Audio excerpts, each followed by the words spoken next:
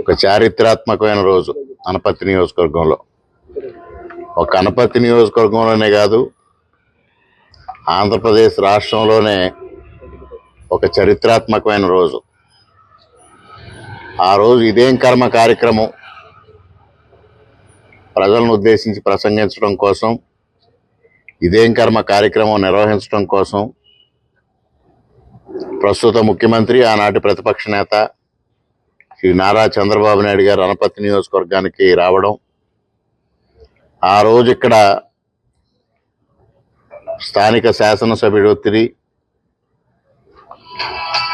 YCP నాయకులు నియోజకవర్గంలోకి చంద్రబాబు నాయుడు గారిని అడుగు పెట్టనివ్వకూడదని పోలీసులు విశ్వ ప్రయత్నం చేయడం, దాన్ని ఆనాడు తెలుగుదేశం పార్టీ కార్యకర్తలు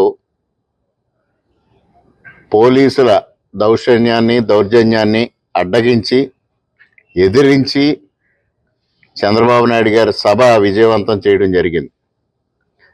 ఆనాటి వరకు ఆంధ్రప్రదేశ్ రాష్ట్ర తెలుగుదేశం పార్టీలో కొంత స్తబ్దత ఉన్నప్పటికీ, పోలీసుల పట్ల భయం ఉన్నప్పటికీ, ఎప్పుడైతే అనపర్తి నియోజకవర్గంలో చంద్రబాబు నాయుడు గారి పర్యటన విజయవంతం చేయడంలో కార్యకర్తలు చూపించిన చొరవతో ఆంధ్రప్రదేశ్ రాష్ట్రం మొత్తం తెలుగుదేశం పార్టీ చురుకుదనం ప్రదర్శించడం మొదలైంది.